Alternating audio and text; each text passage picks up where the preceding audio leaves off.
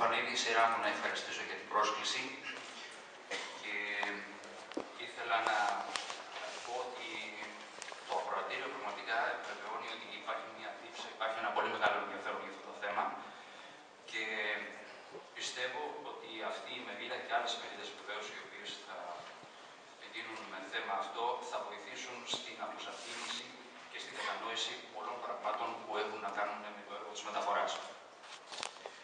Θα έλεγα το εξής. Στα χρόνια της επαγγελματικής μου σταδιοδρομίας είχα την τύχη να είμαι πάρα πολύ κοντά σε μεταφορείς. Και στην προηγούμενη μου εταιρεία, αλλά και σε αυτήν όπου είμαι για 16 τόσα χρόνια, με πάρα πολλούς από εσάς που βρίσκεστε μέσα στην αίθουσα, βρίσκομαι καθημερινά ή σχεδόν καθημερινά. Έχουμε συζητήσεις, πολλές φορές έχουμε και διαφωνίες, αλλά γνωριζόμαστε πάρα πολύ καλά. Συνεπώς, οι μεταφορείς είναι μια ομάδα η οποία μου είναι γνωστή, μου είναι ιδιαιτέρως συμπαθής και για μένα και για την εταιρεία μου και θα έλεγα ότι στη σημερινή μου εταιρεία τους θεωρούμε συνεργάτες. Αναγνωρίζουμε και τον κόπο τους και τη φιλοτιμία τους να εκτελούν τα δρομολόγια κατά τον καλύτερο δυνατό τρόπο. Όμως, δεν θα πρέπει να παραγνωρίσουμε το γεγονός ότι οι συνθήκες αλλάζουν. Αυτό που χτες ήταν αρκετό, σήμερα και πολύ περισσότερο αύριο δεν ικανοποιεί, δεν επαρκεί, δεν φτάνει. Όσον αφορά εμάς τις εμπορικές εταιρείες, τα πάντα γύρω μας αλλάζουν. Και ένας μεγάλος βαθμός επιβίωσής μας είναι το να ακούμε, να φουγκραζόμαστε την αγορά.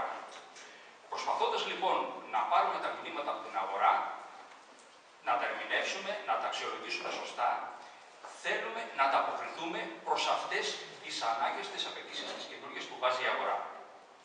Θεωρώ λοιπόν ότι ένα σημαντικό πρόβλημα το οποίο βλέπουμε στη συνεργασία μας με τους μεταφορείς είναι η δυσκολία που εμφανίζει ο κλάδος της μεταφοράς να προσαρμοστεί προς αυτές τις συνεχείς ανάγκες που δημιουργούνται, που υπάρχουν δίπλα μας στην αγορά συγκεκριμένα. Για να τα εξειδικεύσουμε λίγο αυτά. Εμείς, σαν εμπορικές εταιρείες, θα θέλαμε να μην μιλάμε με πάρα πολλούς μεμονωμένους μεταφορείς.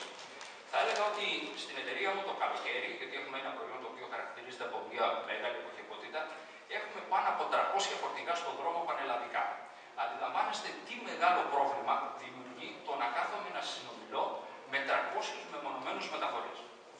Θα θέλαμε λοιπόν να είχαμε κάποιους εκπροσώπους οργανωμένων μεταφορικών σχημάτων, που βεβαίως αυτά τα σχήματα θα επιβιώνται τη βιωσιμότητά τους και θα προσδίδουν ασφαλώς και μια προοπτική στη συνεργασία μας.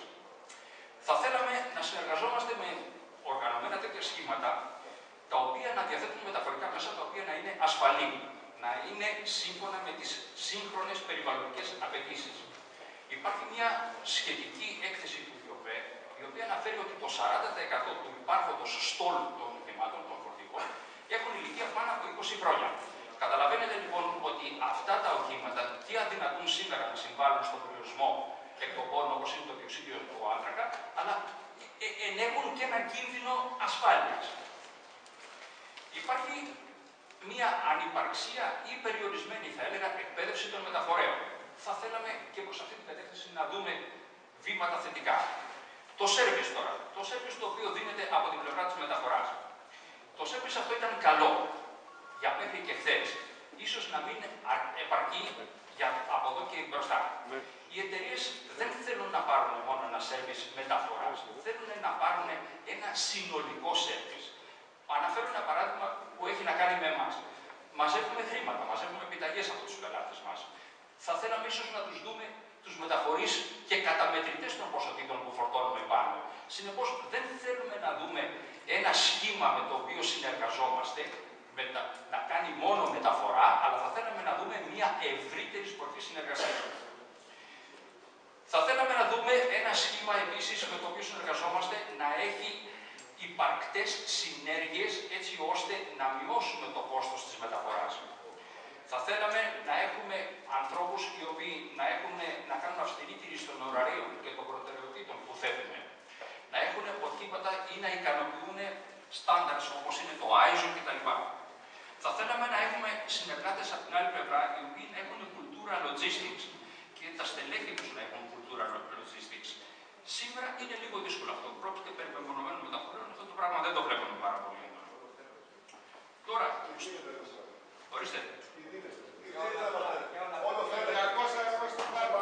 Για όλα αυτά που θέλετε, 200 ευρώ στην πάρτα όλα αυτά. Η σχέση ποιότητας είναι ευθύτητη. Το ταξί παίρνει περισσότερα να πάει στην Πάτρα. Το ταξί. Βάλτε ένα ταξί να πάει στην Πάτρα. Θα παίρνει περισσότερα. Θα δώσουμε απαντήσεις και θα συζητήσουμε όλα αυτά τα προβλήματα τα οποία σας πληροφορώ για να μην αγχώνεστε. Τα ξέρουμε πολύ καλά όσοι ασχολούμαστε. Έχετε κάνει κοστολόγηση αγαπητέ? Έχουμε κάνει, κύριε. Τότε πώς θα πάει με 200 ευρώ στην πάρτα? Μα δεν είπα εγώ να πάει με 200 ευρώ στην Πάτρα. Γιατί δεν θα πάει? Αφού ζητάτε χαμηλότερα κοστολόγια. Όσοι προωθούν δεν δίνουμε 200 ευρώ για την Πάτρα. Λοιπόν, μην αγχώνεστε, το συζητήσουμε το θέμα αυτό. Έτσι, υπάρχει όντως πρόβλημα. Αλλά εγώ αν θέλετε να πω μια γνώμη, γιατί ασχολούμαι με τα θέματα αυτά κοντά στα 30 χρόνια στη μεταφορά, αν φταίει ο Τέντζερης κατά το ίμιση, φταίει και το καπάκι κατά το άλλο ίμιση. Έτσι. Και θα σου στέλνουμε στο εξής όλους τους συναδέλφους σου που θα έρχονται κάθε πρωί στα γραφεία των logistics managers και του λένε στα αυτή, δώσε μου εμένα τη δουλειά, τζάμπα.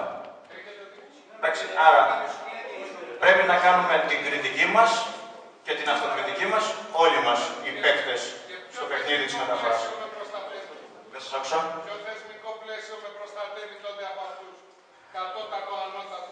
Βλέπετε, υπάρχουν προβλήματα. Υπάρχουν, γιατί όταν τα διόδια Αλλά η μόνη μου επιβεβαιώνεται όμως ότι η λογική αυτή που λέτε είναι αυτό που ανέφερα, το 1 συν 1 ίσον 1 ή και 0. Πρέπει να πάμε στο 1 συν 1 ίσον 3, όπως είπε ο κ. Κουτρουμάνος, να βρούμε συνέργειες, να βρούμε άλλες υπηρεσίες, να γίνουμε πιο κοντινοί συνεταίροι και συνεργάτες και να μην λέμε ο θάνατός σου η ζωή μου. Τώρα πώς βρίσκεται αυτό, είναι μια δύσκολη εξίσωση, έτσι, είναι για μεγάλους παίκτες, για δυνατούς λύτες, δεν είναι για απλούς λύτες. Ας προχωρήσουμε. Δεν είμαστε μεγάλοι, είμαστε απλοί. Να συνεχίσουμε. Να συνεχίσουμε και... Ναι. Έτσι. Λοιπόν, ποια είναι τα κριτήρια λοιπόν επιλογής? Ακούστε κάτι. Υπάρχουν προβλήματα. Και δεν λύνονται σήμερα τα προβλήματα αυτά. Υπάρχουν προβλήματα. Ασφαλώς κατανοώ πλήρως αυτά τα οποία λέτε. Είμαι στη μεταφορά 30 χρόνια τώρα. Δεν τα ακούω πρώτη φορά. Υπάρχουν προβλήματα. Αλλά δεν λύνονται τα προβλήματα με αυτόν τον τρόπο. Θα πρέπει να δούμε τις ανάγκες των εταιριών και προσφέροντας τις συνολικές ανάγκες των εταιριών να ικανοποιήσουμε και αυτά τα οποία θέσατε προηγουμένως. Εγώ δεν κλείνω τα μάτια μπροστά σε αυτά τα οποία είπατε.